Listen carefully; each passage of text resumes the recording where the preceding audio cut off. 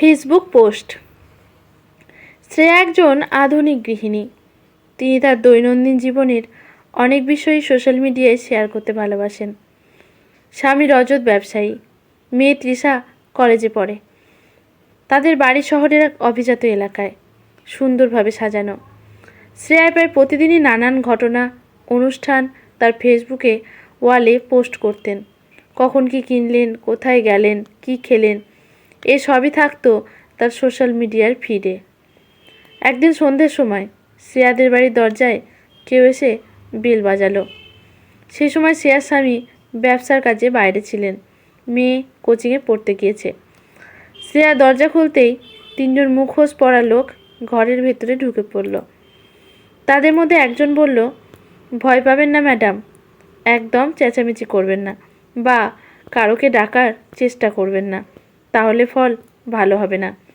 আমরা শুধু আপনাদের কিছু দামি জিনিস আর টাকা পয়সা নিতে এসেছি, আর কিছু না, অন্য কিছু নষ্টও করব না।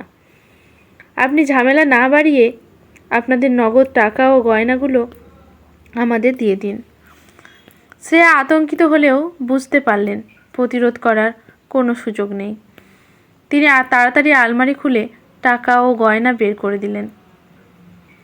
ডাকাতদের নেতা বলল, আপনার স্বামী আপনাকে এবছরের বিবাহবার্ষিকীতে যে হীরের আংটিটা উপহার দিয়েছেন সেটা দিন। শ্রেয়ার চোখ বিস্ফোরিত হয়ে গেল। ওরা কিভাবে জানলো এই বিষয়ে? শ্রেয়া কাঁপা কাঁপা হাতে হীরের আংটিটি খুলে দিল। এরপর ডাকাত দলের নেতা আবার বলল, আপনার বোন তো আপনাকে দুবাই থেকে একটি দামি ঘড়ি পাঠিয়েছেন, সেটাও দিন। এবার শ্রেয়ার দেহ অবশ হয়ে গেল, চোখের কোণে জল চলে এলো। ওই ঘড়িটা বোন তাকে উপহার দিয়েছিল, সেই জন্য এই উপহারটি তার খুব প্রিয় ছিল, কিন্তু উপায় নেই, তাকে সেটা দিতেই হলো। ডাকাত দলের নেতা এরপর কফি চাইল এবং ঠান্ডা মাথায় বলল, গতকাল যে আনারস কেক এনেছেন সেটাও আনুন।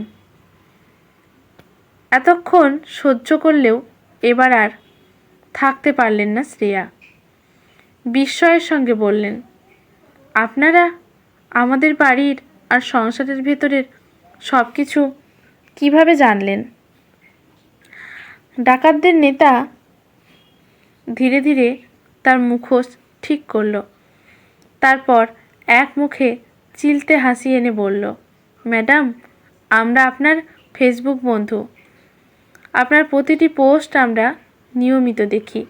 আপনার কেনাকাটা, উপহার, ছুটির দিন, খাবার, সব কিছু আপনি নিজেই ফেসবুকে জানিয়ে দিয়েছেন। আপনি জানেন তো সোশ্যাল মিডিয়ায় সব কিছু প্রকাশ করা কতটা বিপজ্জনক? এই কথা বলে তারা টাকা পয়সা, গয়নাগাটিগুলো নিয়ে চলে গেল।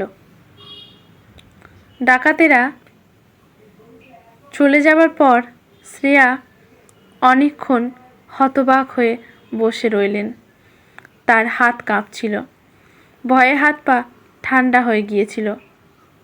তিনি ধীরে ধীরে ফোনটা হাতে নিলেন, স্বামীকে ফোন করে ঘটনাটা জানালেন আর যত তাড়াতাড়ি সম্ভব বাড়ি ফিরে আসতে বললেন। এরপর শ্রেয়া ওর মোবাইলে নিজের ফেসবুক প্রোফাইলটা খুললেন এবং তার সব পোস্টগুলো ডিলিট করতে শুরু করলেন।